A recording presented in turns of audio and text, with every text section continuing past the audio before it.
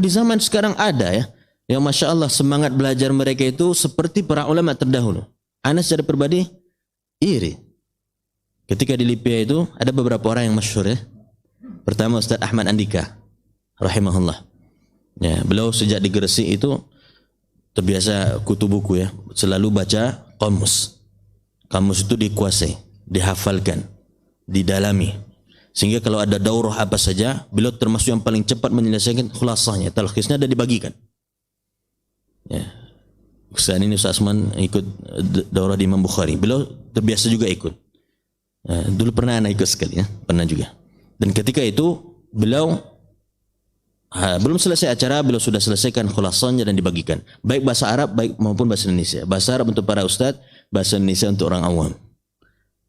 Di Libya sendiri ketika ujian atau ketika belajar beliau terbiasa bikin khulasah. Tentu tujuan utamanya untuk beliau yang memudahkan memahami dan menghafalnya dan dibagi-bagikan kepada teman untuk mudah memahami juga. Ini semangat belajar yang Masya Allah. Namun di atas beliau yang selalu di atas beliau memang ya. Ada seorang ustadz juga yang Masya Allah dari sisi semangat belajar luar biasa ya. Padahal tamat SMA biasa ya. Lalu namun sebelum masuk Libya sudah hafal Al-Quran. Ketika tamat Libya hafal Al-Quran dengan qiraah asyarah sugra, asyarah ya, qiraah asyarah, dan hafal semua mutun-mutun. Bahkan sebagian kitab-kitab besar pun dihafalkan. Sebagian kitab-kitab besar dihafalkan. Dan katanya pernah juga khutbah di Amerika. Artinya bahasa Inggris pun dikuasai. Kita banyak santainya. Ya.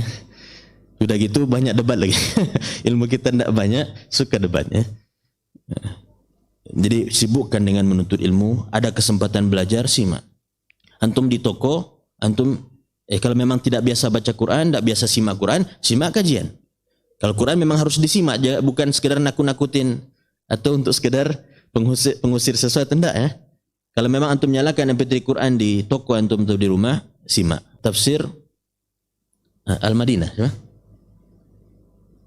Al-Madinah kalau tidak salah, yang memang ditulis oleh para dosen di Madinah kayaknya. Artinya penjelasan pada ayat tersebut langsung kepada yang dimaksud. Antum baca ayat, antum baca bukan sekedar terjemah, langsung pada yang dimaksud dari ayat tersebut. Kalau sehari sempatkan baca satu halaman, berapa banyak ilmu yang didapatkan? Atau satu ayat saja. Hadir di majelis ilmu dan di kesempatan tertentu upayakan banyak belajar. Kita sangat jauh dari para ulama. Ya. Namun